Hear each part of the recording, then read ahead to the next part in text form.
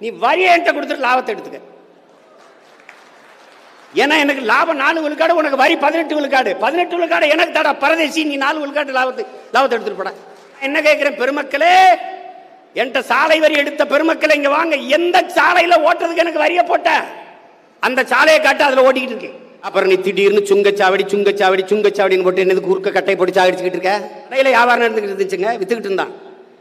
ஜிஎஸ்டின்னு ஒன்று வந்த உடனேயே காலையில பார்த்தா கடை விற்பனைக்கு பான்பரா குக்கா அப்படின்னு பாராளுமன்றத்தில் பேசினா, எங்க படுத்திருக்காரு எம்பி, இந்தாங்க 2 பெட்டி, முடிஞ்சுக்க. எதைத்தான் ஆதரிப்பீங்க? அவரை பதவி விலக சொல்லுங்க, நான் ஆதரிக்கிறேன். அவ்வளவுதான் செய்ய முடியும். அண்ணன் சீமான் அவர்களுக்கு மாநாட்டு குழுவினர் சார்பாக சிறப்பு பரிசு அளிக்கப்படுகிறது.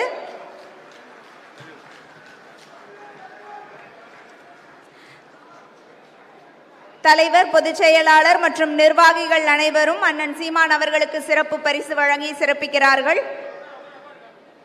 தற்போது அண்ணனின் உரை.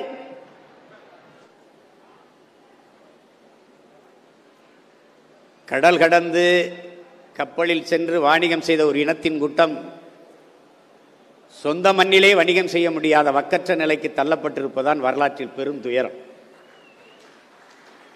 இது காரணம் பேசி எல்லோரும் சொன்னார்கள்.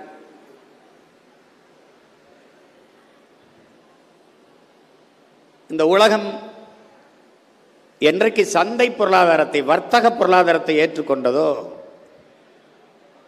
அப்போது உலகமே ஒரு சந்தையாய் மாறிவிட்டது. பெரும் முதலாளிகளின் பண வேட்டைக்காடாக மாறிவிட்டது. இந்தியா என்று எடுத்துக்கொண்டால்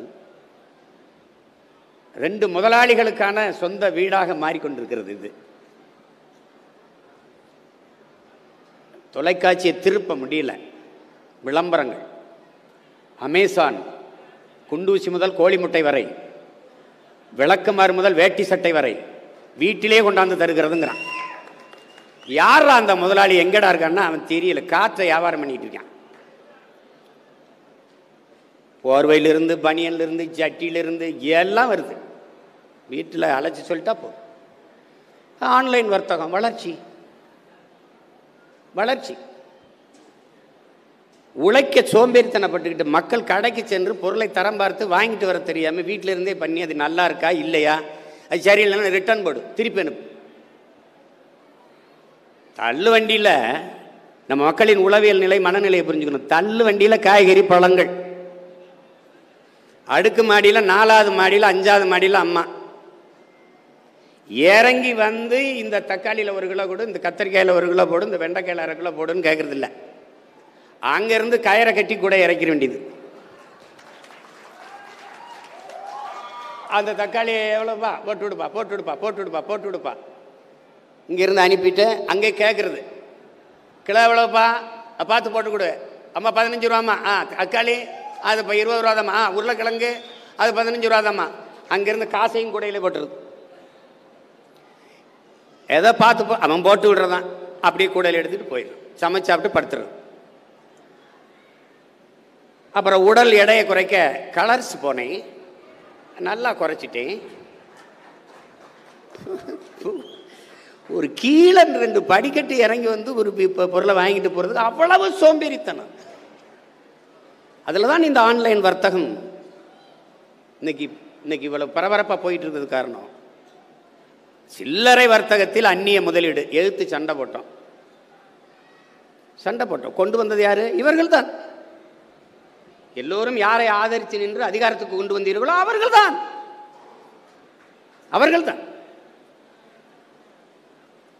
வால்மார்ட்டை கொண்டு வந்தா எதிர்த்து சண்டை போட்டான். அவன் டிமார்ட்னு கொண்டு வந்துட்டான். பூரா டிமார்ட் தான். பேரை மாத்திக்கிடுவான். 8 வழி சாலையை எதிர்க்கிறாங்களா?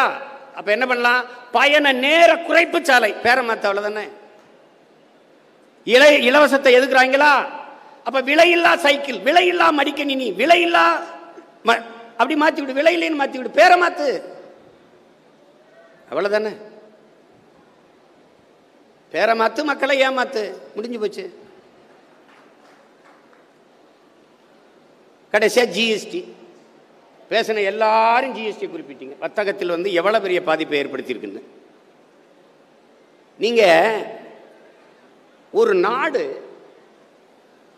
வரியை வசூலித்து மட்டுமே, மக்களிடம் வரியை பெற்று மட்டுமே பொருளாதாரத்தில் மேம்பட்டு விட முடியும், வளர்ந்து முடியும் என்று நினைப்பது போல ஒரு உலக பைத்தியக்காரத்தனம் ஒன்றும் கிடையாது. இந்த நாட்டிற்கு வருவாய் பெருக்கத்திற்கு என்று ஒரு தொழில் சொல்லு பாப்பா, ஒன்னு சொல்லுங்க பாப்பா. ஏதாவது ஒண்ணு இருக்கா? விண்ணூர்தி நடத்துதா? பிளைட் வச்சிருக்கா? ஏதாவது வச்சிருக்கா? துறைமுகம் அது அதானி கட்டுவார், ஏர்போர்ட் அது அதானி போர்ட், விவசாய பண்ண அது வேளாண் பண்ண அது அதானி ஃபார்மிங். உனக்கு என்னடா இருக்கு? எல்லாமே தனியார்ட்ட கொடுத்துடணும். அவர் தான் நல்லா பள்ளிக்கூடம் நடத்துவாரு, அவர் தான் கல்லூரி நடத்துவாரு, அவர் தான் நல்ல மருத்துவம் பார்ப்பாரு, மருத்துவம் நடத்துவாரு, அவர் தான் நல்ல ரோட போடுவாரு, அவர் தான். அரசின் வேலை என்ன? அதுக்கு பதில் சொல்லு. எல்லாமே தனியார் தான் சிறப்பாக நடத்துவார் என்றால் அரசு எதற்காக, எதுக்கு இத்தனை ஆயிரம் கோடிகளை செலவு பண்ணி இந்த அரசை கட்டமைக்கிறார்கள் மக்கள்? அதன் வேலை என்ன? நீ WTOங்கிற உலக வேர்ல்டு ட்ரேட் ஆர்கனைசேஷன் உலக வர்த்தக அமைப்பில் கையெழுத்து போட்டாய், கதை முடிஞ்சிருச்சு. அவனுக்கு வேலை என்ன? அவனுடைய கோட்பாடு, அவனுடைய கொள்கை நிலைப்பாடு என்ன? உனக்கு மருத்துவம் சேவை, உனக்கு கல்வி சேவை, உனக்கு மின் உற்பத்தி விநியோகம் சேவை, உனக்கு ரோடு போடுதல் பராமரித்தல் சேவை, போக்குவரத்து நடத்துதல் மக்களுக்கான சேவை, இதுவெல்லாம் சேவை. ஆனால் அவனுக்கு அது தொழில். அவன் என்ன சொல்றான்? தொழில் செய்வது அரசின் வேலை அல்ல. நீ தனியார் முதலாளிகள்கிட்ட ஒப்பந்தம் கொடுத்துட்டு கமிஷனை வாங்கிட்டு கையெழுத்து போட்டு இரு, அதான் ஒப்பந்தம். இப்ப அங்கே அதான் நடந்துகிட்டு இருக்கு. ஆன்லைன் வர்த்தகம் வந்துச்சு, முடிஞ்சு. நான் சென்னைக்கு வந்த போதில் எந்த மளிகை பொருள், எந்த காய்கறி எதா இருந்தாலும் அண்ணாச்சி கடை. இன்னைக்கு அண்ணாச்சி உங்க வாழ்க்கை நிலை என்னாச்சு? அதான் கதை. தங்கம் செய்யாததை சங்கம் செய்யுங்கிறாங்க. சங்கமே இத்தனை அங்கமாக இருந்தால் என்ன செய்வது? போன தடவை ஒரு வணிகர் மாநாட்டு கூட்டி போனாங்க, அவங்க எங்கன்னு தெரியல. இப்ப அதுக்கு முன்னாடி ஒரு வணிகர் மாநாட்டு கூட்டி போனாங்க, அது அது அது இப்ப எங்கன்னு தெரியல. ஒரு சங்கமா இருந்துச்சு. அரசியல் சூழ்ச்சிகளால ரெண்டா பிளந்து பிளந்து போடணும். ஏன்னா ஒற்றுமையா இருந்தா வலிமையா இருப்பான். 10 லட்சம் பேர் கூட வேண்டிய இடங்களில் 10,000 கூடிக்கொண்டிருக்கிறார்கள். இது காரணம் என்ன?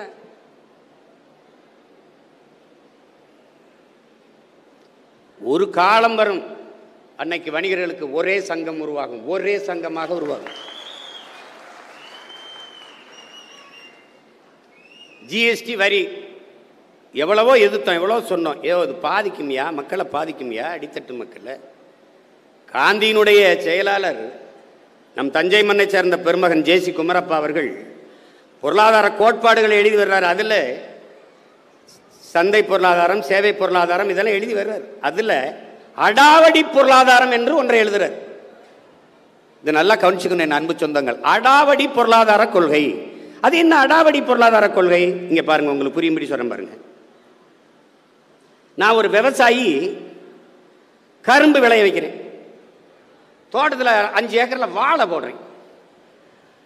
6 மாசம் ஒரு விளைய வச்சு இந்த கரும்பு இன்னைக்கு வெட்டிடலாம் அப்படின்னு காலையில் வந்து வெட்டணும்னு போறேன். வாழை தார் விழுந்துருச்சு, நாளைக்கு வந்து வெட்டிடலாம், காலையில் வந்து வெட்டிடலான்னு ஆளுகளை கூட்டிகிட்டு வரேன். இதுக்கு 6 மாசம் உழைச்சிருக்கேன், தண்ணி வாய்ச்சிருக்கேன், உரம் போட்டிருக்கேன், வெம்பாடு பட்டு நான் உழைச்சிருக்கேன். அந்த பலனை அறுவடை செய்யலாம், அறுக்கலாம் என்று வரும்போது குரங்கும் யானையும் இந்த கரும்பு காட்டை நாசம் பண்ணி, வாழைத்தார நாசம் பண்ணி, குரங்கு தின்னுட்டு எல்லாம் வெறுங்காடை அழிச்சு போட்டு போயிடுது. குரங்கு உழைச்சிச்சா? வாழை நட்டுச்சா? கரும்பை நட்டுச்சா யானை? ஆனால் யானை வாழைத்தார திணிச்சதா நட்டுச்சா? இல்லை. உழைப்பு என்னது, அறுவடை அவனுது. இந்த யானையும் குரங்கும் எப்படி என் கரும்பு தோட்டத்தையும் வாழைத் தோட்டத்தையும் அழிக்கிறதோ அப்படிப்பட்ட பொருளாதார கொள்கைக்கு பேர் தான் அடாவடி பொருளாதார கொள்கைங்கிறது. அதுதான் உங்க ஜிஎஸ்டி. இதை விடலாம் விளக்கமா சொல்ல முடியாது. அதான் உங்க ஜிஎஸ்டி. கடை என்னது, முதலீடு என்னது, உழைப்பு என்னது,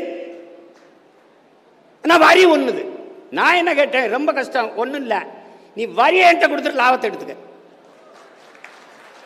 ஏன்னா எனக்கு லாபம் 4 விழுக்காடு, உனக்கு வரி 18 விழுக்காடு. 18 விழுக்காடு எனக்கு தடா பரதேசி, நீ 4 விழுக்காடு லாபத்தை எடுத்துட்டு போட. சரி, இத்தனை நாடங்களும் 130 கோடி மக்கள். அதானி பொண்டாட்டி உப்புக்கு ஊறுகாய்க்கு என்ன வரி கட்டுறாலும் 100 நாள் வேலைக்கு போற எங்க ஆத்தாலும் அப்பனும் அதான் வரியை தான் கட்டுறான். இங்க வரி சமமா இல்ல, வரி சமமா இல்ல, வருவாய் சமமா இல்ல, என் வாழ்க்கை தரம் சமமா இல்ல. சரி, இத்தனை லட்சம் கோடியை வரிவாக பெற்றுக்கொண்டு போற இந்த நாடு என்னவாக என் மக்களுக்கு திருப்பி தருது? பதில் இருக்கா? ஒரு முறையாவது நிதி அமைச்சகம், மத்திய நிதி அமைச்சர் நாடெங்கிலும் ஜிஎஸ்டியால் இவ்வளவு வருவாய் பெருக்கம் நிதிநிலை அறிக்கையில் நீங்க யாராவது வணிக பெருமக்கள் கற்றறிந்தவர்கள் பார்த்ததுண்டா? அது இந்தந்த வழியில் மக்களுக்கு நலத்திட்டமாக திரும்பி செல்கிறது. ஏதாவது அறிவிப்பு பார்த்ததுண்டா? கல்வியாக, மருத்துவமாக, சாலையாக, போக்குவரத்து ஒண்ணு கிடையாது. ஏய், நீ மோட்டர் பைக் வாங்குறீல்ல, கார் வாங்குறீல்ல, லாரி வாங்குறீல்ல, அதுக்கு ரோடு டாக்ஸி கட்டுறியா இல்லையா? கட்டுற. அப்புறம் எதுக்கிட்ட 50 கிலோமீட்டருக்கு 50 ரூபா டோல் வாங்குற? நான் ஒரு கார் வாங்கியிருக்கேன், அதுக்கு 4 லட்சம் ரூபாய் ரோடு டாக்ஸி கட்டியிருக்கேன். நான் என்ன கேட்கிறேன், பெருமக்களே, என்கிட்ட சாலை வரி எடுத்த பெருமக்களை இங்க வாங்க. எந்த சாலையில ஓட்டுறதுக்கு எனக்கு வரிய போட்ட? அந்த சாலையை காட்டு, அதுல ஓட்டிக்கிட்டு இருக்கேன். அப்புறம் நீ திடீர்னு சுங்கச்சாவடின்னு போட்டு என்னது குறுக்க கட்டை போட்டு சாகடிச்சுக்கிட்டு இருக்க? சுங்கச்சாவடினால என்ன பிரச்சனை உனக்கு? என்ன பிரச்சனை சொல்றேன் பாரு. பெட்ரோல் டீசல் விலை உயருது, அதனால என்ன பிரச்சனை சொல்றேன் பாரு. நான் ராமநாதபுரத்திலிருந்து ஒரு 100 கிலோ தக்காளி ஏத்துறப்பா, 1000 கிலோ தக்காளி ஏத்துறேன், ஒரு லாரியில ஏத்துறேன்ப்பா, பாறை உந்துல ஏத்துறேன், மதுரையிலேருந்து விலையை வச்சு ஏத்துறேன், கோயம்பேடு சந்தைக்கு கொண்டாறேன்.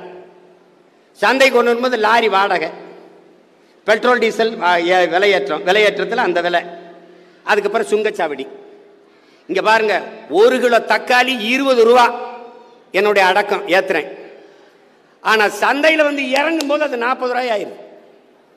ஏன்? லாரி வாடகை, பெட்ரோல் டீசல் விலை அது உயரும் போது உள்ள இருக்கிற அத்தியாவசிய பொருள் கத்தரிக்காய், வெண்டைக்காய், சொரக்காய், பூசணிக்காய், முருங்கைக்காய், அரிசி, பருப்பு, முட்டை, பால் எல்லாத்துடைய விலையும் ஏறிது.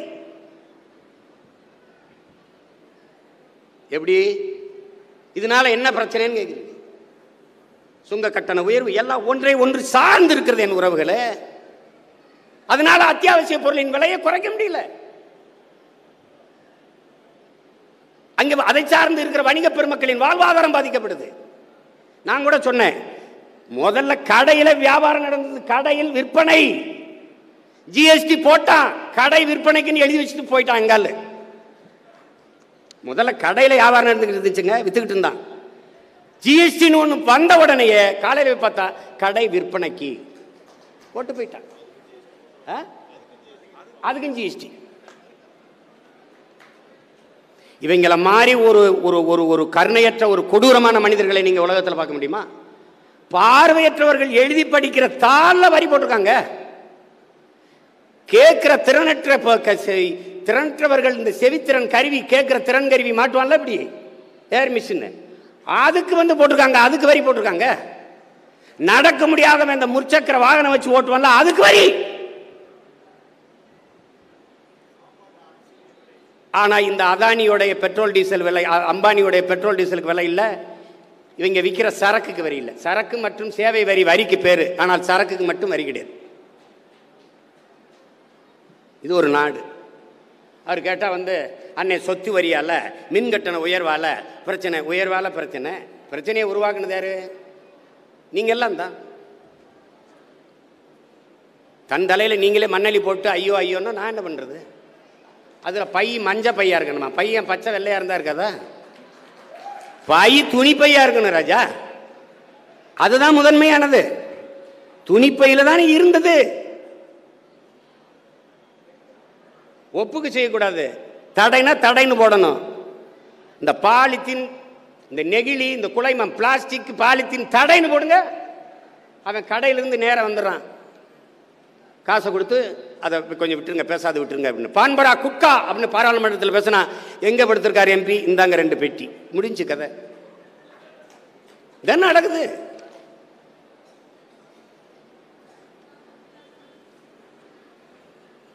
கொஞ்ச நாளைக்கு இந்த மாநாடு நடக்கும், கத்துறது கூடுறதுக்கு நம்மளும் இருப்போம், அப்புறம் நம்மளும் முடிஞ்சிடும். எங்கப்பா அந்த வணிகர்களாக இருந்தால்? இப்போ கேட்டால் மீனவர்கள்லாம் எங்கே போயிட்டாங்கன்னா ஒட்டகம் மேய்க்க போயிட்டாங்க, துபாய்க்குங்கிறாங்க. விவசாயெல்லாம் போயிட்டான். விவசாயெல்லாம் விளைநிலத்தை விட்டு போட்டால் வணிகரும் போயிட வேண்டியதுதான். இப்போ எங்கே யார் வியாபாரம் பாப்பா தர்மே சாத்மே ஹே கேவே வந்துடுவான், உட்காந்துருப்பான். காடி கராக அவன் தான் இருப்பான். எங்கள் ஆள் அன்னைக்கு போய் பசியில் வந்து எங்கள் ஐயாவுக்கு மாலை வச்சுட்டு மரியாதை செஞ்சுட்டு போய் சாப்பிடுவோம், பசிக்குதுன்னு போய் பார்த்துருக்கு. எங்கள் ஆள் என்னோட வந்து மாலை வச்ச ஆளுகள்லாம் கூடி சாப்பிட்டுக்கிட்டு இருக்கு. அவன் ஏதோ அந்த கடையில் இந்திக்காரன் வேலை செய்கிறான், அவன்கிட்ட போய் ஜாலித்தியாரோ பாணிக்காரான்னு. டேய், அவன்கிட்ட தமிழில் பேசுகிறா, அவனுக்கு வேலை கொடுத்துருக்க முதலாளி, நீ அவனுக்கு காசு கொடுக்குற, அவன் மொழியே நீ பேசிட்டு இருக்கிற ஹிந்தி, அவனுக்கு தெரியாதுன்னு தெரிஞ்சுக்கிட்டு வரட்டும்.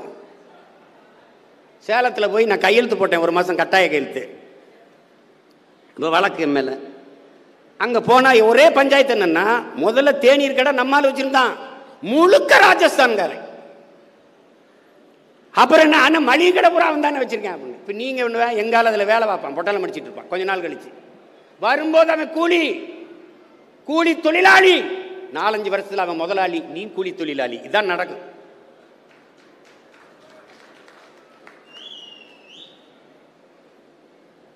அதான் நடக்கும்.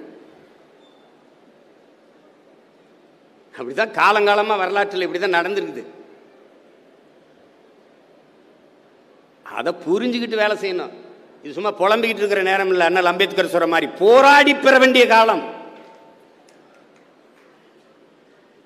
அது சொல்றதால அங்க பேசும்போது நான் வரும்போது பேசியிருந்தார், கூட்டம் பெருசு இல்ல,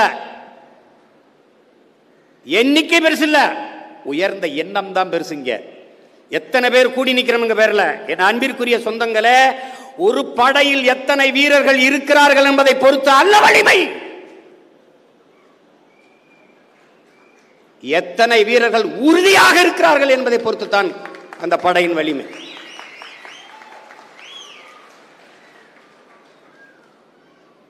இப்படி இருக்கிறது இல்ல வலிமை, அப்படி இருக்கல பாருங்க, இதுலதான் வலிமை வருது. அந்த உறுதித்தன்மை தான் படையின் வலிமை. அதை புரிஞ்சுக்கணும். மாசத்துங்க மாபெரும் பேரணியை நடத்தி போகும்போது, அது செஞ்சனை நடத்தி போகும்போது நிறைய பேர் இறந்து போயிடுறாங்க, தூக்கி சுமக்க முடியல, அங்கங்கே தோண்டி புதைச்சிட்டு போயிட்டு இருக்காங்க. ஒரே ஒரு கோட்பாடை சொல்றாரு, இறந்தவர் போக இருப்பவர் முன்னேறுகன்ட்டு. அதனால சென்றவர் போக நின்றவர் போராடுங்கள், அவ்வளவுதான். சரி, ஒரு தாய் பிள்ளைகளா இருந்தோம், 5 அண்ணன் தம்பி பிறந்தோம், ஒரே ஆத்தாள பொண்ணு தான் பிறந்தோம். ஒரு வீட்டில் 5 பேர் சின்ன குழந்தைகளாக இருக்கும்போது வாழ முடிஞ்சுது. பெரிய பிள்ளைகளாகும்போது அப்புறம் திருமணம் ஆயிடுச்சு, குடும்பம் ஆயிடுச்சு, தனித்தனி குடும்பங்களாக போய் வீடு கட்டி வாழ்ந்துக்கிறோம். ஆனால் தாத்தா செத்து போனால் கூடுறோம், அண்ணன் பொண்ணு கல்யாணம்னா கூடுறோம். அப்படி வணிக மக்களுக்கு ஒரு பிரச்சனைனா ஒன்னா கூடணும். தனித்தனி வீடு கட்டி வாழ்வதில் பிரச்சனை இல்லை, தனித்தனி சங்கங்களாக இருக்கிறது பிரச்சனை இல்லை. ஆனால் வணிக பெருமக்களுக்கு ஒரு சிக்கல் என்றால் ஒன்னா நிக்கணும், ஒரு தாய் பிள்ளைகளா நிக்கணும். அதான் இங்க முக்கியமானது. அப்புறம் வெள்ளையன் கூப்பிடுவார், விக்ரமராஜா கூப்பிடுவார், ரவி அண்ணன் கூப்பிடுவார், அப்புறம் சவுந்தரராஜன் கூப்பிடுவார்.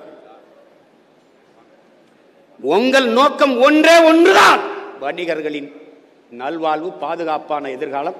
அதான் முக்கியம்.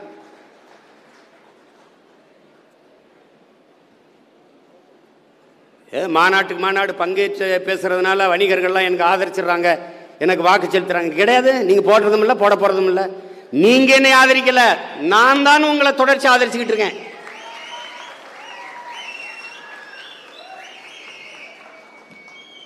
என்ன உண்மைதான். இங்க இருக்கிற யார்ட்டாவது கேளுங்க.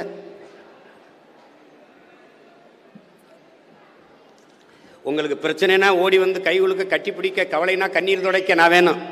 ஆனால் ஓட்டு போடுறதுக்கு மட்டும் நான் கூடாது. அது ஜெயிக்கிற கட்சிக்கு போட்டணும். ஜெயிக்கிற பக்கம் நிக்கிறவன் நல்ல வீரமின் உடன் பிறந்தார்களே, நிக்கிற பக்கத்தை ஜெயிக்க வைக்கணும், அவன் தான் வீரன். நீங்கள் தொடர்ச்சியாக எளிதானதை செய்கிறீர்கள், சரியானதை செய்ய பழகுங்கள்.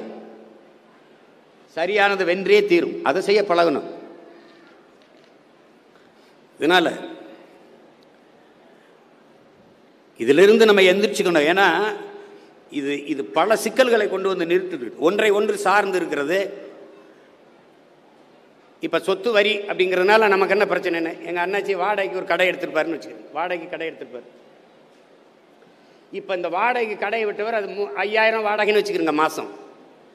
இப்போ நான் உரிமையாளர், இவர் சொத்து வரி கட்டணும். இவர் எதை வித்து கட்டுவார்? அவர் வாடகை உயர்த்தி தான் கட்டுவார்.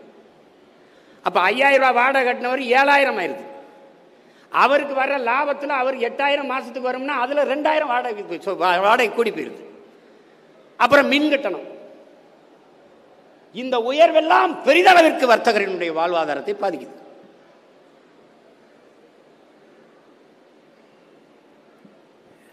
அதனால எது ஒன்றையும் அவங்க சொல்லுவாங்க, எது ஒன்றையும் எதுக்கு என்ன கேட்டாங்க, சீமான் எந்த திட்டம் கொண்டு வந்தாலும் எதிர்க்கிறீங்களே அப்படின்னு.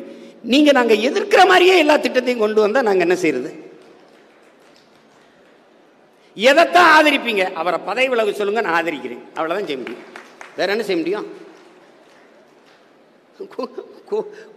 கொடுமை நடந்துருச்சு உங்களுக்கு தெரியுமா? உங்களுக்கு நீங்கள் இவ்வளோ பேர் கூடியிருக்கீங்களே படித்தவங்க, உங்கள் நாடு உங்களுக்கு என்று சொல்லிக்கொள்ள ஏதாவது ஒன்று இருக்குன்னு சொல்லுங்க பார்ப்போம். உங்களுக்கு இருக்கா? இது என் நாட்டு சொத்துறாடே, இது என் நாடுறா. உன் நாட்டு இராணுவம்னே கூட சொல்ல முடியாது நீ. அதுவும் தனியார் முதலாளிட்டு இருக்கு. உடை தைக்கிறது ஒரு முதலாளி, அவனுக்கு இராணுவ வீரனுக்கு சோறு போடுறது ஒரு முதலாளி. கொடுமை. எல்லாம் போயிடுச்சு. இருக்கிறதையாவது காப்பாற்றி வைக்கிறதுக்கு போராடணும், சண்டை போடணும், ஒற்றுமையாக நின்று போராடணும். அதனால நான் பார்த்தேன் நேற்று இப்படி என்ன காரைக்கால் வரை போயிட்டு திரும்பினோம். இப்போ எல்லா பக்கமும் பார்த்தாங்க. ஒன்று எங்கள் ஐயா வெள்ளையன் இருக்கார், அடுத்து விக்ரமராஜானா இருக்கார், அப்புறம் தாராவி என்ன இருக்கார், அப்புறம் அப்படியே ஒவ்வொருத்தராக இருக்காங்க. பரவாயில்லையே, தொடர்ச்சியாக நம்ம ஆள் இயங்கிக்கிட்டு தானே இருக்காங்க. அதில் சூழ்ச்சிக்கு பலியாயிடுறது தான், வேற ஒன்றும் இல்லை. இதில் சூழ்ச்சிக்கு பலியாயிடணும், விழித்து கொள்ளணும். தமிழ் சமூக மக்கள் விழித்து கொள்ளணும். இருக்கிறதே விட்டுட்டு நம்ம எங்கே போகிறது சொல்லுங்க? பெரும் பெரும் நிறுவனங்கள் பெரிய தாக்கத்தை ஏற்படுத்துது. எப்படின்னா, ஒரு தேசிய முதலாளிகள் இருக்கணும்னு வச்சுக்கிறீங்களேன். இப்போ தமிழர்கள் நாங்கள் இருக்கோன்னு வச்சுக்கிறீங்களேன். ஒரு கூட்டமாக இருப்போம், ஒரு இனமாக இருப்போம். கடலுக்குள்ளே நீங்கள் பார்த்தீங்கன்னா சிறு மீன்கள்லாம் அலைகள் அப்படியே துள்ளிட்டு ஓடும். அப்போ பெரிய மீன்கள் வரும்போது தன்னை தற்காத்து கொள்ள ஒற்றுமையாக இருந்து நீஞ்சி போகும். ஆனால் இந்த தேசிய இந்த சின்ன ஒரு இன மீன்கள் ஒன்று சாப்பிட்டுக்கிறது, அழிச்சுக்கிறாரு. இப்போ கெண்டை இருக்குன்னா கெண்டை ஒன்று சாப்பிட்டுக்காரு. ஆனால் சுறாவோ திமிங்கலமோ வந்தால் சாப்பிட்டுக்கணும். அப்போ இது என்ன ஆயிருதுன்னா, இந்த தேசிய முதலாளிகள் ஒற்றுமையாக இருக்கிற இந்த வணிகர்களை இவனுக்குள்ள ஒற்றுமையாக இருப்பான். இவனை வீழ்த்துறதுக்கு ஒரே வழி போடுறான், ரிலையன்ஸ் ஃப்ரெஷ் போட்டானா அவன் எங்களை அழிச்சு ஒழிச்சாதான் அவன் வாழ முடியும். அப்போ எங்களை முழுங்கிடுவான், டப்புன்னு முழுங்கிடுவான். அதுதான் இவ்வளவு பாதிப்புக்கும் காரணம். ஒன்று கிடையாது. சாப்பிடணுமா, சுகி ஸ்மார்ட்டாக போடு, அது வந்துடுது. அவன் கறி அனுப்புகிறானா, கல்லை வச்சு அனுப்புகிறானா, ஒரு இளவும் தெரியாது. அதில் கமிஷன். அந்த சுகி ஸ்மார்ட்டா முதலாளி யார்? இத்தனை வணிகர்கள் இருக்கு. இவங்க யாருக்காவது பேர் சொல்லுங்க பாப்போம். யாருக்கும் தெரியாது. எங்கே இருக்கான், எங்கே படுத்திருக்கான்னு எவனுக்கும் தெரியாது. அவனும் காற்றை வியாபாரம் பண்ணிட்டு இருக்கான். ரெப்பிட்டோ, ஊபர், ஓலோ அவன்லாம் யார் தெரியாது. அவன் ஒரு ஸ்டாண்டை வச்சுக்கிட்டு ஆட்டோ ஓட்டிக்கிட்டு ஒரு டாக்ஸி ஓட்டிக்கிட்டு கிடந்தான். அவன் சொந்தமாக வச்சுக்கிட்டு கிடந்தான். அவன்லாம் எங்கே இப்போ இருக்கானா செத்தானே தெரியல. அந்த முதலாளி யார் தெரியாது. எல்லா வணிக வாய்ப்பையும் இழந்து விட்டு நாம் என்ன செய்வோம் என்பதை ஆழ்ந்து சிந்திச்சு பார்க்கணும். என் வணிக பெருமக்கள், என் அன்பு உறவுகள், நீண்ட காலமாக கடும் உழைப்பை கொட்டி முன்னேறி வந்த என் இன சொந்தங்கள், இதில் ஆழ்ந்து தெளிந்து நாம் விழித்து கொள்ளவில்லை என்றால் அழித்து ஒழிக்கப்படுவோம் என்கிற புரிதல் உங்களுக்கு வரும். ஒவ்வொரு ஆண்டும் மே மாதம் 5ஆம் தேதி மாநாடு நடத்துவதோடு நம் கடமை முடிந்து விடவில்லை. இது சடங்கு அல்ல. நாம் ஒன்று கூடுவது, திருப்பி கலைவது, இணைவது என்பது நம்முடைய உணர்வை, ஒற்றுமையை 2 மடங்காக பெருக்கிக் கொள்வதற்கான அரிய வாய்ப்பு என்பதை கவனத்தில் வச்சுட்டு இயங்க. ரொம்ப தூரத்திலிருந்து பயணிச்சு வந்திருப்பீங்க. உங்களுக்கு தெரியும் என்ன நோக்கத்துக்கு போகிறோம், எந்த வேலைக்கு போகிறோம், என்ன பண்ணணும் அப்படின்னு. ஒற்றுமையாக இருந்து செய்யுங்க. நமக்குள்ள ஒரு பிரச்சனை இருக்குது.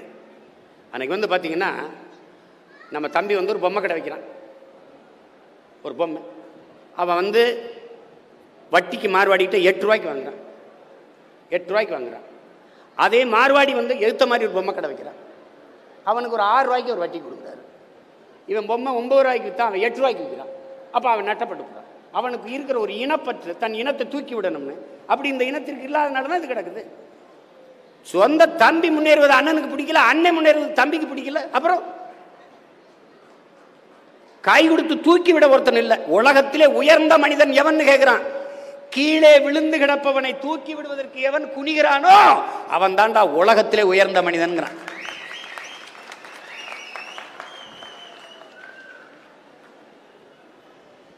நீங்க பெரிய வணிகர் ஆயிட்டீங்களா? படிச்சுட்டு சின்ன சின்ன கடை வச்சு தத்தளிக்கிறானா? அவனுக்கு 10 லட்சம் கடனை கொடுங்க, முன்னேறி வாடான்னு சொல்லுங்க. அப்படிதான் பல சமூகங்கள் இந்த நாட்டில் முன்னேறி இருக்குது. அது இல்லை, அந்த பயலை எப்படியாவது ஒழிச்சு போடணுங்க. அவன் கடையில் வியாபாரமே வரக்கூடாதுங்க, அவன் நாசமாக போகணும். இப்படி வேலை செஞ்சா அப்படி அதெல்லாம் மாற்றி வணிக பெருமக்கள் நீங்கள் போராடுங்க. இது அவரும் சொன்னாங்க எல்லாத்துக்கும் குரல் கொடுக்குறீங்க, எங்களுக்கு கொடுக்கலன்னு. உங்களுக்கு தான் ரொம்ப கொடுத்துருக்கு, ரொம்ப போராடி இருக்கு. அதனால எந்த பிரச்சனையாலும் நீங்கள் வர வேண்டியதில்லை, நாங்களே எங்கள் சொந்த பிரச்சனையை எடுத்து போராடுவோம். அதனாலும் போராடி கொண்டே இருக்க முடியாதுல, ஒரு தீர்வு காணணும்ல. அதுக்கு ஒரு தீர்வுக்கு கொண்டு வருவோம். உங்கள் தீர்மானிக்க கோரிக்கையிலெல்லாம் படித்தேன்.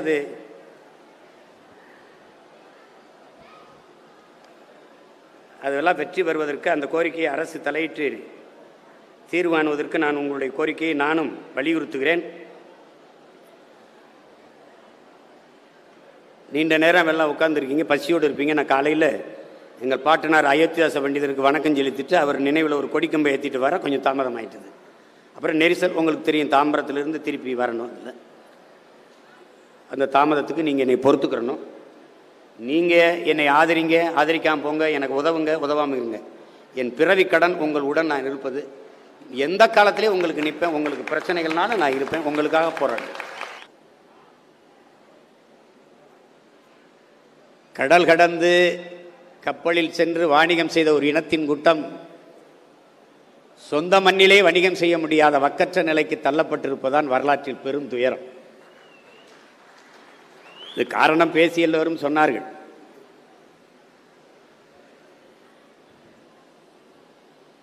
இந்த உலகம் என்றைக்கு சந்தை பொருளாதாரத்தை, வர்த்தக பொருளாதாரத்தை ஏற்றுக்கொண்டதோ அப்போது உலகமே ஒரு சந்தையாய் மாறிவிட்டது. பெரும் முதலாளிகளின் பண வேட்டைக்காடாக மாறிவிட்டது. இந்தியா என்று எடுத்துக்கொண்டால் 2 முதலாளிகளுக்கான சொந்த வீடாக மாறிக்கொண்டிருக்கிறது. இது தொலைக்காட்சியை திருப்ப முடியல, விளம்பரங்கள், அமேசான் குண்டூசி முதல் கோழி முட்டை வரை, விளக்குமாறு முதல் வேட்டி சட்டை வரை வீட்டிலே கொண்டாந்து தருகிறதுங்கிறான். யாரா அந்த முதலாளி, எங்கடா இருக்கான்னா அவன் தெரியல, காற்றை வியாபாரம் பண்ணிட்டு இருக்கான். போர்வையிலிருந்து, பனியன்லிருந்து, ஜட்டியிலிருந்து எல்லாம் வருது. வீட்டில் அழைச்சி சொல்லிட்டா போதும். ஆன்லைன் வர்த்தகம் வளர்ச்சி. உழைக்க சோம்பேறித்தனப்பட்டுக்கிட்டு மக்கள் கடைக்கு சென்று பொருளை தரம் பார்த்து வாங்கிட்டு வர தெரியாமல் வீட்டில் இருந்தே பண்ணி அது நல்லா இருக்கா இல்லையா, அது சரியில்லைன்னா ரிட்டர்ன் போடு, திருப்பி அனுப்பு. தள்ளு வண்டியில் நம்ம மக்களின் உளவியல் நிலை, மனநிலையை புரிஞ்சுக்கணும். தள்ளு வண்டியில் காய்கறி பழங்கள், அடுக்கு மாடியில் 4வது மாடியில் 5வது மாடியில் அம்மா இறங்கி வந்து இந்த தக்காளியில் 1 கிலோ போடு, இந்த கத்திரிக்காயில் 1 கிலோ போடு, இந்த வெண்டைக்காயில் 1/2 கிலோ போடுன்னு கேட்கறது இல்லை. அங்கேருந்து கயிறை கட்டி கூட இறக்கிற வேண்டியது. அந்த தக்காளி எவ்வளோப்பா, போட்டு விடுப்பா. இங்கேருந்து அனுப்பிட்டு அங்கே கேட்குறது, கிலோ எவ்வளோப்பா, பார்த்து போட்டு கொடு. அம்மா 15 ரூபாம்மா. தக்காளி அது இப்போ 20 ரூபாதாம்மா. உருளைக்கிழங்கு அது 15 ரூபாதாம்மா. அங்கேருந்து காசையும் கூடையிலே போட்டுருது. எதை பார்த்து அவன் போட்டு விடுறதான், அப்படியே கூடையில் எடுத்துகிட்டு போயிடும், சமைச்சு சாப்பிட்டு படுத்துறது. அப்புறம் உடல் எடையை குறைக்க கலர்ஸ் போனேன், நல்லா குறைச்சிட்டேன். ஒரு கீழே 2 படிக்கட்டு இறங்கி வந்து ஒரு பொருளை வாங்கிட்டு போகிறதுக்கு அவ்வளவு சோம்பேறித்தனம். அதில் தான் இந்த ஆன்லைன் வர்த்தகம் இன்னைக்கு இவ்வளவு பரபரப்பாக போயிட்டு இருக்கிறது காரணம்.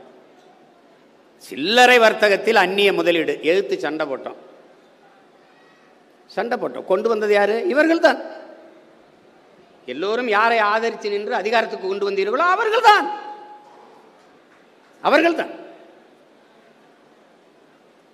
வால்மார்ட்டை கொண்டு வந்தா எதிர்த்து சண்டை போட்டா அவன் டிமார்ட்னு கொண்டு வந்துட்டான். பூரா டிமார்ட் தான், பேரை மாத்திக்கிடுவான்.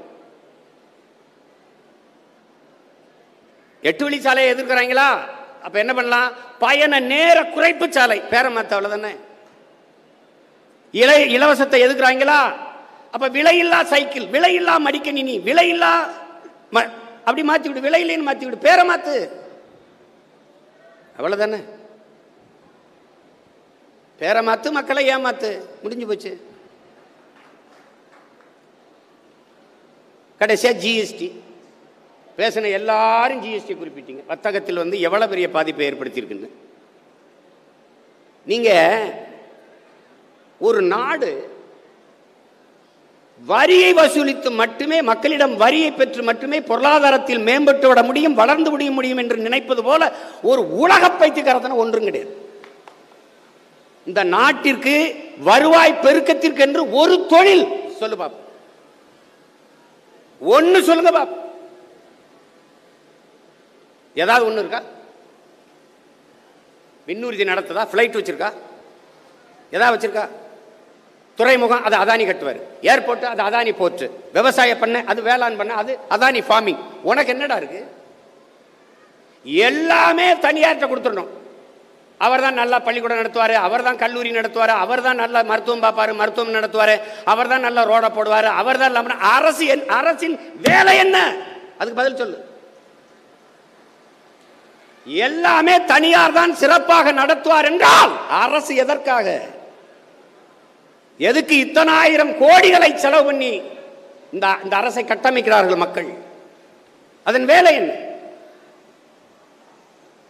நீ WTO உலக வேர்ல்டு ட்ரேட் ஆர்கனைசேஷன் உலக வர்த்தக அமைப்பில் கையெழுத்து போட்டாய், கதை முடிஞ்சிருச்சு. அவனுக்கு வேலை என்ன? அவனுடைய கோட்பாடு, அவனுடைய கொள்கை நிலைப்பாடு என்ன? உனக்கு மருத்துவம் சேவை, உனக்கு கல்வி சேவை, உனக்கு மின் உற்பத்தி விநியோகம் சேவை, உனக்கு ரோடு போடுதல் பராமரித்தல் சேவை, போக்குவரத்து நடத்துதல் மக்களுக்கான சேவை, இதுவெல்லாம் சேவை. ஆனால் அவனுக்கு அது தொழில். அவன் என்ன சொல்றான்? தொழில் செய்வது அரசின் வேலை அல்ல. நீ தனியார் முதலாளிகள்கிட்ட ஒப்பந்தம் கொடுத்துட்டு கமிஷனை வாங்கிட்டு கையெழுத்து போட்டு இரு, அதான் ஒப்பந்தம். இப்ப அதான் நடந்துட்டு இருக்கு. ஆன்லைன் வர்த்தகம் வந்துச்சு, முடிஞ்சு. நான்லாம் சென்னைக்கு வந்த போதில் எந்த மளிகை பொருள், எந்த காய்கறி எதா இருந்தாலும் அண்ணாச்சி கடை. இன்னைக்கு அண்ணாச்சி உங்க வாழ்க்கை நிலை என்னாச்சு? அதான் கதை. தங்கம் செய்யாததை சங்கம் செய்யுங்கிறாங்க. சங்கமே இத்தனை அங்கமாக இருந்தால் என்ன செய்வது? போன தடவை ஒரு வணிகர் மாநாட்டு கூட்டி போனாங்க, அவங்க எங்கன்னு தெரியல. இப்ப அதுக்கு முன்னாடி ஒரு வணிகர் மாநாட்டு கூட்டி போனாங்க, அது இப்ப எங்கன்னு தெரியல. ஒரு சங்கமா இருந்துச்சு. அரசியல் சூழ்ச்சிகளால ரெண்டா பிளந்து போடணும். ஏன்னா ஒற்றுமையா இருந்தா வலிமையா இருப்பான். 10 லட்சம் பேர் கூட வேண்டிய இடங்களில் 10,000 கூடிக்கொண்டிருக்கிறார்கள். காரணம் என்ன?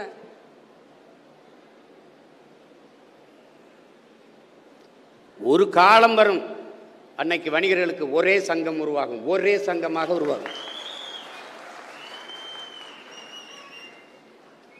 ஜிஎஸ்டி வரி எவ்வளவோ எதிர்த்தோம், எவ்வளவோ சொன்னோம். அது பாதிக்குமியா மக்களை? பாதிக்குமியா அடித்தட்டு மக்களை?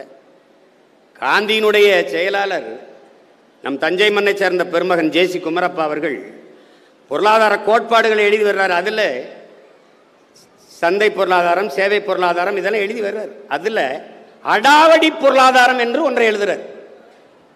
இது நல்லா கவனிச்சுக்கணும் என் அன்பு சொந்தங்கள். அடாவடி பொருளாதார கொள்கை. அது என்ன அடாவடி பொருளாதார கொள்கை? இங்க பாருங்க, உங்களுக்கு புரியும்படி சொல்றேன் பாருங்க. நான் ஒரு விவசாயி, கரும்பு விளைய வைக்கிறேன், தோட்டத்தில் 5 ஏக்கரில் வாழை போடுறேன். 6 மாசம் ஒரு விளைய வச்சு இந்த கரும்பு இன்னைக்கு வெட்டிடலாம் அப்படின்னு காலையில் வந்து வெட்டோம்னு போறேன். வாழை தார் விழுந்துருச்சு, நாளைக்கு வந்து வெட்டிடலாம், காலையில் வந்து வெட்டிடலான்னு ஆளுகளை கூட்டிகிட்டு வரேன். இதுக்கு 6 மாதம் உழைச்சிருக்கேன், தண்ணி வாய்ச்சிருக்கேன், உரம் போட்டிருக்கேன், வெம்பாடு பட்டு நான் உழைச்சிருக்கேன். அந்த பலனை அறுவடை செய்யலாம், அறுக்கலாம் என்று வரும்போது குரங்கும் யானையும் இந்த கரும்பு காட்டை நாசம் பண்ணி, வாழைத்தாரை நாசம் பண்ணி, குரங்கு தின்னுட்டு எல்லாம் வெறுங்காடை அழிச்சு போட்டு போயிடுது. குரங்கு உழைச்சிச்சா? வாழை நட்டுச்சா? கரும்பை நட்டுச்சா யானை? ஆனால் யானை வாழைத்தாரை தின்னுச்சதா நட்டுச்சா? இல்லை. உழைப்பு என்னது, அறுவடை அவனுது. இந்த யானையும் குரங்கும் எப்படி என் கரும்பு தோட்டத்தையும் வாழைத் தோட்டத்தையும் அழிக்கிறதோ அப்படிப்பட்ட பொருளாதார கொள்கைக்கு பேர் தான் அடாவடி பொருளாதார கொள்கைங்கிறது. அதுதான் உங்க ஜிஎஸ்டி. இதை விடலாம் விளக்கமா சொல்ல முடியாது. அதான் உங்க ஜிஎஸ்டி. கடை என்னது, முதலீடு என்னது, உழைப்பு என்னது, வரி ஒண்ணுது. நான் என்ன கேட்டேன், ரொம்ப கஷ்டம். ஒண்ணும் இல்ல, நீ வரி என்கிட்ட கொடுத்துட்டு லாபத்தை எடுத்துக்க.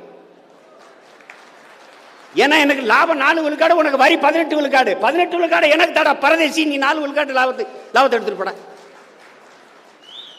சரி, இத்தனை நாடங்களும் 130 கோடி மக்கள்.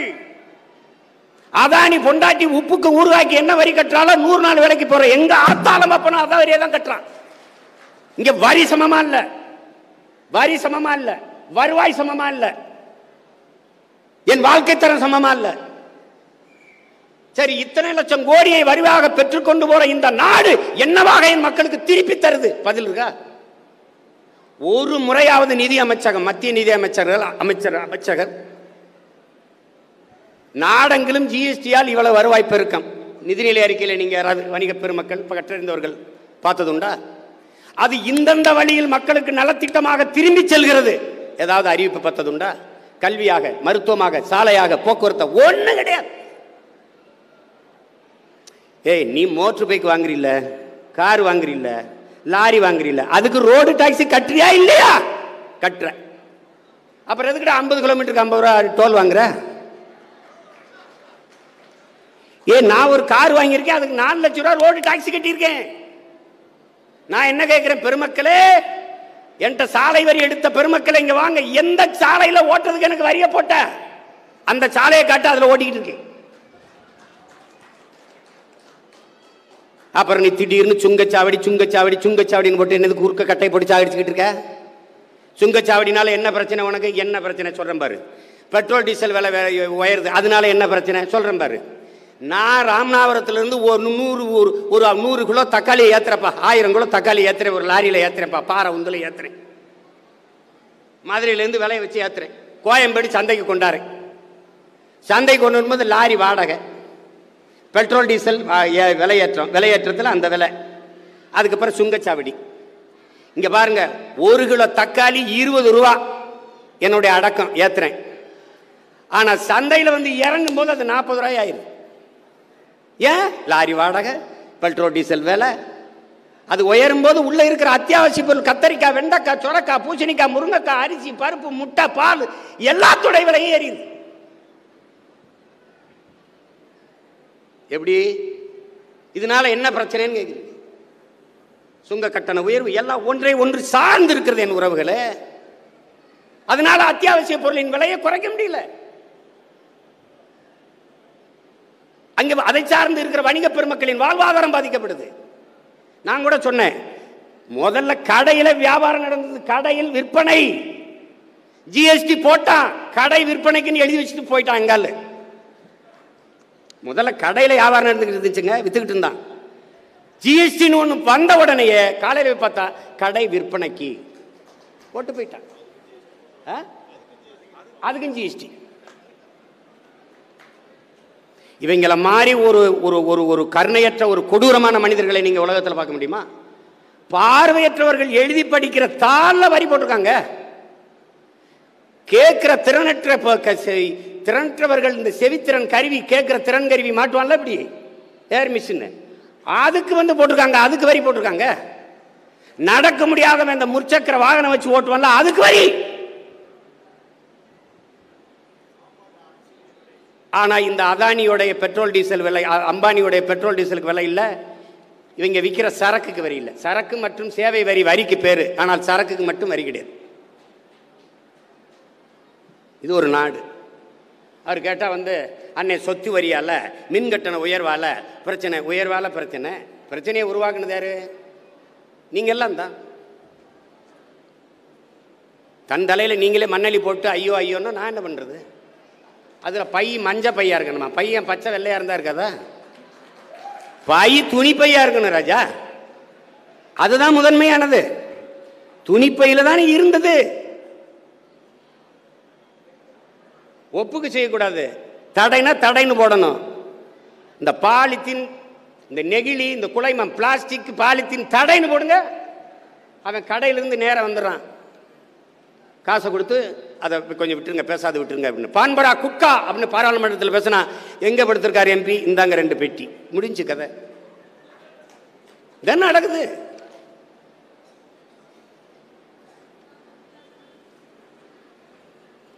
கொஞ்ச நாளைக்கு இந்த மாநாடு நடக்கும், கத்துறது கூடுறதுக்கு நம்மளும் இருப்போம். அப்புறம் நம்மளும் முடிஞ்சிடும். எங்கப்பா அந்த வணிகர்களாக இருந்தால் இப்போ கேட்டால் மீனவர்கள்லாம் எங்கே போயிட்டாங்கன்னா ஒட்டகம் மேய்க்க போயிட்டாங்க, துபாய்க்குங்கிறாங்க. விவசாயெல்லாம் போயிட்டான். விவசாயெல்லாம் விளைநிலத்தை விட்டு போட்டால் வணிகரும் போயிட வேண்டியதான். இப்போ எங்கே யார் வியாபாரம் பாப்பா? தர்மே சாத்மே ஹே கேவே வந்துடுவான், உட்காந்துருப்பான். காடிக்காராக அவன் தான் இருப்பான். எங்கள் ஆள் அன்னைக்கு போய் பசியில் வந்து எங்கள் ஐயாவுக்கு மாலை வச்சுட்டு மரியாதை செஞ்சுட்டு போய் சாப்பிடுவோம், பசிக்குதுன்னு போய் பார்த்துருக்கு. எங்கள் ஆள் என்னோட வந்து மாலை வச்ச ஆளுகள்லாம் கூடி சாப்பிட்டுக்கிட்டு இருக்கு. அவன் ஏதோ அந்த கடையில் இந்திக்காரன் வேலை செய்கிறான். அவன்கிட்ட போய் ஜல்தியாரோ பாணிக்காரான்னு டேய், அவன்கிட்ட தமிழில் பேசுகிறா. அவனுக்கு வேலை கொடுத்துருக்க முதலாளி நீ, அவனுக்கு காசு கொடுக்குற, அவன் மொழியே நீ பேசிட்டு இருக்கிற ஹிந்தி. அவனுக்கு தெரியாதுன்னு தெரிஞ்சுக்கிட்டு வரட்டும். சேலத்தில் போய் நான் கையெழுத்து போட்டேன், 1 மாதம் கட்டாய கையெழுத்து. இப்போ வழக்கு மேலே அங்கே போனால் ஒரே பஞ்சாயத்து என்னன்னா, முதல்ல தேநீர் கடை நம்மால் வச்சுருந்தான், முழுக்க ராஜஸ்தான்காரன். அப்புறம் என்ன அண்ணன் மளிகை கடை பூரா அவன் தானே வச்சிருக்கேன் அப்படின்னு. இப்போ நீங்கள் ஒன்று எங்கால அதில் வேலை பார்ப்பான், பொட்டலம் முடிச்சுட்டு இருப்பான். கொஞ்ச நாள் கழிச்சு வரும்போது அவன் கூலி தொழிலாளி. 4-5 வருஷத்தில் அவன் முதலாளி, நீ கூலி தொழிலாளி. இதான் நடக்கும்.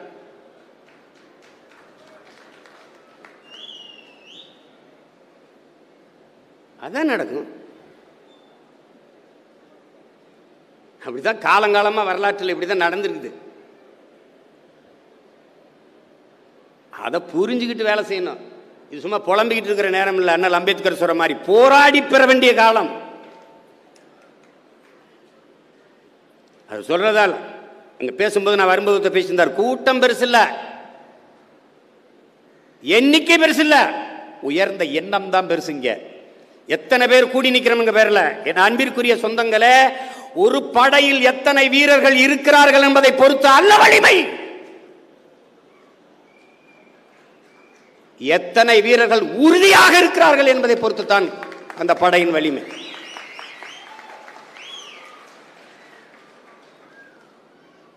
இப்படி இருக்கிறது இல்ல வலிமை, அப்படி இருக்கல பாருங்க. இதுலதான் வலிமை வருது. அந்த உறுதித்தன்மை தான் படையின் வலிமை. அதை புரிஞ்சுக்கணும். மாசத்துங்க மாபெரும் பேரணியை நடத்தி போகும்போது, அது செஞ்சனை நடத்தி போகும்போது நிறைய பேர் இறந்து போயிடுறாங்க. தூக்கி சுமக்க முடியல, அங்கங்கே தோண்டி புதைச்சிட்டு போயிட்டு இருக்காங்க. ஒரே ஒரு கோட்பாடை சொல்றாரு, இறந்தவர் போக இருப்பவர் முன்னேறுகன்ட்டு. அதனால சென்றவர் போக நின்றவர் போராடுங்கள், அவ்வளவுதான். சரி, ஒரு தாய் பிள்ளைகளா இருந்தோம், 5 அண்ணன் தம்பி பிறந்தோம், ஒரே ஆத்தாள பொண்ணு தான் பிறந்தோம். ஒரு வீட்டில் 5 பேர் இருக்கு. சின்ன குழந்தைகளாக இருக்கும்போது வாழ முடிஞ்சுது. பெரிய பிள்ளைகளாகும்போது அப்புறம் திருமணம் ஆயிடுச்சு, குடும்பம் ஆயிடுச்சு. தனித்தனி குடும்பங்களாக போய் வீடு கட்டி வாழ்ந்துக்கிறோம். ஆனால் தாத்தா செத்து போனால் கூடுறோம், அண்ணன் பொண்ணு கல்யாணம்னா கூடுறோம். அப்படி வணிக மக்களுக்கு ஒரு பிரச்சனைனா ஒன்னா கூடணும். தனித்தனி வீடு கட்டி வாழ்வதில் பிரச்சனை இல்லை, தனித்தனி சங்கங்களாக இருக்கிறது பிரச்சனை இல்லை. ஆனால் வணிக பெருமக்களுக்கு ஒரு சிக்கல் என்றால் ஒன்னா நிக்கணும், ஒரு தாய் பிள்ளைகளா நிக்கணும். அதான் இங்க முக்கியமானது. அப்புறம் வெள்ளையன் கூப்பிடுவார், விக்ரமராஜா கூப்பிடுவார், ரவி அண்ணன் கூப்பிடுவார், அப்புறம் சவுந்தரராஜன் கூப்பிடுவார். உங்கள் நோக்கம் ஒன்றே ஒன்றுதான், வணிகர்களின் நல்வாழ்வு, பாதுகாப்பான எதிர்காலம். அதான் முக்கியம்.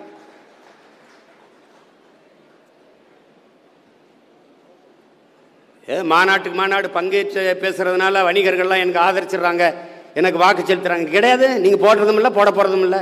நீங்க என்னை ஆதரிக்கல, நான் தான் உங்களை தொடர்ச்சி ஆதரிச்சுக்கிட்டு இருக்கேன்.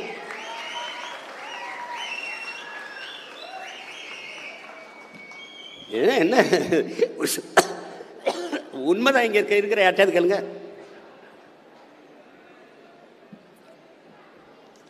உங்களுக்கு பிரச்சனைனா ஓடி வந்து கை உழுக்க, கட்டி பிடிக்க, கவலைனா கண்ணீர் துடைக்க நான் வேணும். ஆனா ஓட்டு போடுறதுக்கு மட்டும் நான் கூடாது. அது ஜெயிக்கிற கட்சிக்கு போட்டணும்.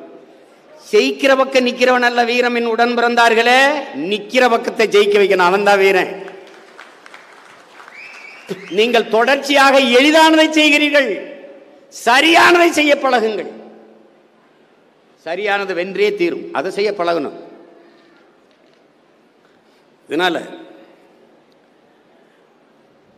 இதிலிருந்து நம்ம எந்திரிச்சுக்கணும். ஏன்னா இது பல சிக்கல்களை கொண்டு வந்து நிறுத்துது, ஒன்றை ஒன்று சார்ந்து இருக்கிறது. இப்ப சொத்து வரி அப்படிங்கிறதுனால நமக்கு என்ன பிரச்சனை? எங்க அண்ணாச்சி வாடகைக்கு ஒரு கடை எடுத்திருப்பாருன்னு வச்சுக்கோங்க, வாடகைக்கு கடை எடுத்திருப்பாரு.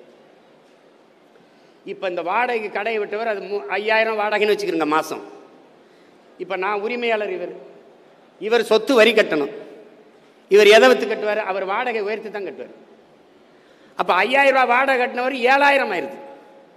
அவருக்கு வர்ற லாபத்தில் அவர் 8000 மாசத்துக்கு வரும்னா அதுல 2000 வாடகை கூடி போயிருது. அப்புறம் மின் கட்டணும். இந்த உயர்வெல்லாம் பெரிதளவிற்கு வர்த்தகர்களுடைய வாழ்வாதாரத்தை பாதிக்குது.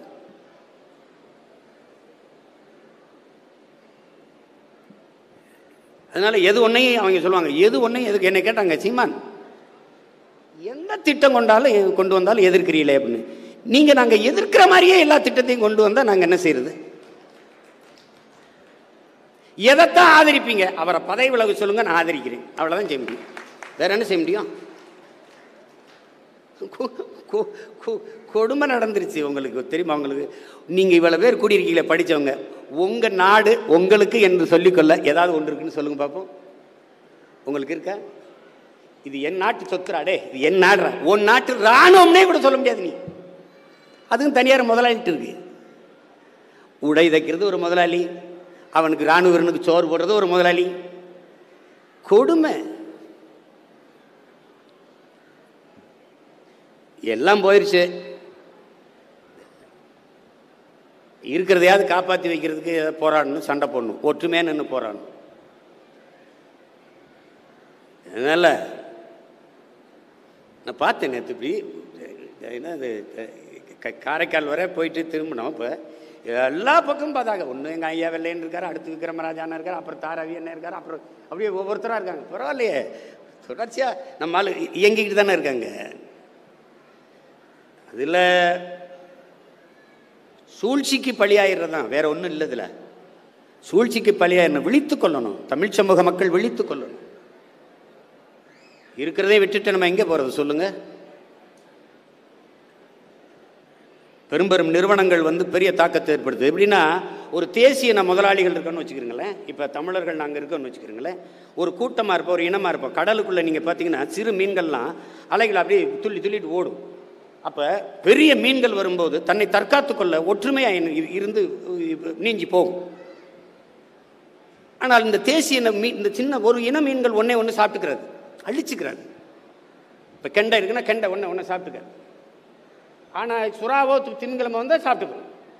அப்போ இது என்ன ஆயிருதுன்னா, இந்த தேசிய முதலாளிகள் ஒற்றுமையாக இருக்கிற இந்த வணிகர்களை வந்து இவனுக்குள்ள ஒற்றுமையாக இருப்பான். இவனை வீழ்த்துறதுக்கு ஒரே வழி போடுறான், ரிலையன்ஸ் ஃப்ரெஷ் போடுறான். போட்டானா அவன் வந்து எங்களை அழிச்சு ஒழிச்சாதான் அவன் வாழ முடியும். அப்போ எங்களை முழுங்கிடுவான், டப்புன்னு முழுங்கிடுவான். அதுதான் இவ்வளவு பாதிப்புக்கும் காரணம். ஒன்று கிடையாது. சாப்பிடணுமா, சுகி ஸ்மார்ட்டாக போடு, அது வந்துடுது. அவன் கறி அனுப்புறானா, கல்லை வச்சு அனுப்புறானா, ஒரு இளவும் தெரியாது. அதில் கமிஷன். அந்த சுகி ஸ்மார்ட்டா முதலாளி யாரு? இத்தனை வணிகர்கள் இருக்கு. இவங்க யாருக்காவது பேர் சொல்லுங்க. யாருக்கும் தெரியாது. எங்க இருக்கான், எங்க படுத்திருக்கான்னு எவனுக்கும் தெரியாது. அவனும் காற்றை வியாபாரம் பண்ணிட்டு இருக்கான். ரெப்பிட்டோ, ஊபர், ஓலோ, அவன்லாம் யாரு தெரியாது. அவன் ஒரு ஸ்டாண்டை வச்சுக்கிட்டு ஆட்டோ ஓட்டிக்கிட்டு ஒரு டாக்ஸி ஓட்டிக்கிட்டு கிடந்தான். அவன் சொந்தமாக வச்சுக்கிட்டு கிடந்தான். அவன்லாம் எங்கே இப்போ இருக்கானா செத்தானே தெரியல. அந்த முதலாளி யாரு தெரியாது. எல்லா வணிக வாய்ப்பையும் இழந்துவிட்டு நாம் என்ன செய்வோம் என்பதை ஆழ்ந்து சிந்திச்சு பார்க்கணும். என் வணிக பெருமக்கள், என் அன்பு உறவுகள், நீண்ட காலமாக கடும் உழைப்பை கொட்டி முன்னேறி வந்த என் இன சொந்தங்கள் இதில் ஆழ்ந்து தெளிந்து நாம் விழித்து கொள்ளவில்லை என்றால் அழித்து ஒழிக்கப்படுவோம் என்கிற புரிதல் உங்களுக்கு வரும். ஒவ்வொரு ஆண்டும் மே மாதம் 5ஆம் தேதி மாநாடு நடத்துவதோடு நம் கடமை முடிந்து விடவில்லை. இது சடங்கு அல்ல. நாம் ஒன்று கூடுவது, திருப்பி கலைவது, இணைவது என்பது நம்முடைய உணர்வை, ஒற்றுமையை 2 மடங்காக பெருக்கிக் கொள்வதற்கான அரிய வாய்ப்பு என்பதை கவனத்தில் வச்சுட்டு இயங்குங்க. ரொம்ப தூரத்திலிருந்து பயணிச்சு வந்திருப்பீங்க. உங்களுக்கு தெரியும் என்ன நோக்கத்துக்கு போகிறோம், எந்த வேலைக்கு போகிறோம், என்ன பண்ணணும் அப்படின்னு. ஒற்றுமையாக இருந்து செய்யுங்க. நமக்குள்ள ஒரு பிரச்சனை இருக்குது. அன்றைக்கி வந்து பார்த்தீங்கன்னா நம்ம தம்பி வந்து ஒரு பொம்மை கடை வைக்கிறான். ஒரு பொம்மை அவன் வந்து வட்டிக்கு மார்வாடிக்கிட்ட 8 ரூபாய்க்கு வாங்குறான். 8 ரூபாய்க்கு வாங்குறான். அதே மார்வாடி வந்து எழுத்த மாதிரி ஒரு பொம்மை கடை வைக்கிறான். அவனுக்கு ஒரு 6 ரூபாய்க்கு ஒரு வட்டி கொடுக்குறாரு. இவன் பொம்மை 9 ரூபாய்க்கு விற்றான், அவன் 8 ரூபாய்க்கு விற்கிறான். அப்போ அவன் நட்டப்பட்டு போகிறான். அவனுக்கு இருக்கிற ஒரு இனப்பற்று, தன் இனத்தை தூக்கி விடணும்னு. அப்படி இந்த இனத்திற்கு இல்லாதனால தான் இது கிடக்குது. சொந்த தம்பி முன்னேறுவது அண்ணனுக்கு பிடிக்கல, அண்ணன் முன்னேறுவது தம்பிக்கு பிடிக்கல. அப்புறம் கை கொடுத்து தூக்கி விட ஒருத்தன் இல்லை. உலகத்திலே உயர்ந்த மனிதன் எவன் கேட்கிறான்? கீழே விழுந்து கிடப்பவனை தூக்கி விடுவதற்கு எவன் குனிகிறானோ அவன் தாண்டா உலகத்திலே உயர்ந்த மனிதன்கிறான்.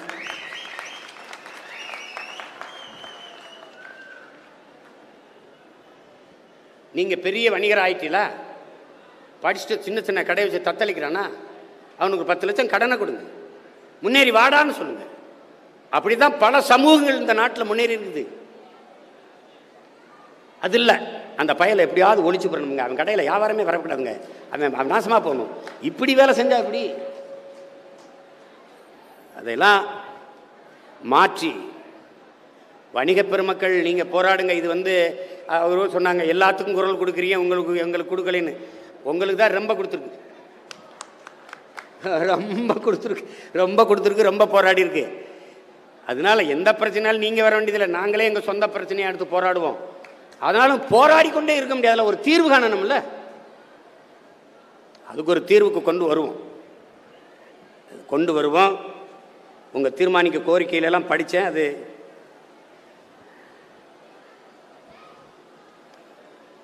அதெல்லாம் வெற்றி பெறுவதற்கு அந்த கோரிக்கையை அரசு தலையிட்டு தீர்வு காணுவதற்கு நான் உங்களுடைய கோரிக்கையை நானும் வலியுறுத்துகிறேன். நீண்ட நேரம் எல்லாம் உட்கார்ந்துருக்கீங்க, பசியோடு இருப்பீங்க. நான் காலையில் எங்கள் பாட்டனார் அயோத்திதாச பண்டிதருக்கு வணக்கம் செலுத்திட்டு அவர் நினைவில் ஒரு கொடிக்கம்பை ஏற்றிட்டு வர கொஞ்சம் தாமதம் ஆயிட்டுது. அப்புறம் நெரிசல் உங்களுக்கு தெரியும், தாம்பரத்திலிருந்து திருப்பி வரணும். இல்லை, அந்த தாமதத்துக்கு நீங்கள் என்னை பொறுத்துக்கிறணும். நீங்கள் என்னை ஆதரிங்க, ஆதரிக்காமல் போங்க, எனக்கு உதவுங்க, உதவாமல் இருங்க. என் பிறவி கடன் உங்களுடன் நான் இருப்பது. எந்த காலத்திலேயும் உங்களுக்கு நிற்பேன். உங்களுக்கு பிரச்சனைகள்னால நான் இருப்பேன், உங்களுக்காக போராடுறேன். நீங்கள் போராட வாங்க, வரலை, எதுவாக இருந்தாலும் உங்களுக்கு துணை நிற்பேன், இது உறுதி. பசியோடு இவ்வளவு நேரம் இந்த மாநாட்டில் பங்கெடுத்த என் உடன் பிறந்தார்கள், என் அன்பு உறவுகள், மாநாட்டை ஒருங்கிணைத்த தலைவர் பெருமக்கள், உங்கள் அனைவருக்கும் என்னுடைய அன்பும் புரட்சிகர வாழ்த்துக்களும். நன்றி, வணக்கம்.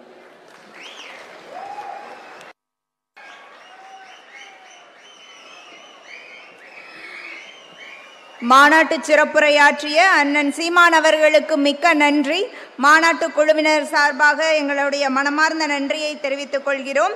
தமிழர் நல பேரியக்கத்தின் தலைவர் சோழன் மு. களஞ்சியம் அவர்களுக்கும், மருது மக்கள் இயக்க நிறுவன தலைவர் சே. முத்துப்பாண்டி அவர்களுக்கும் மாநாட்டு குழுவினர் சார்பாக சிறப்பு செய்யப்படுகிறது.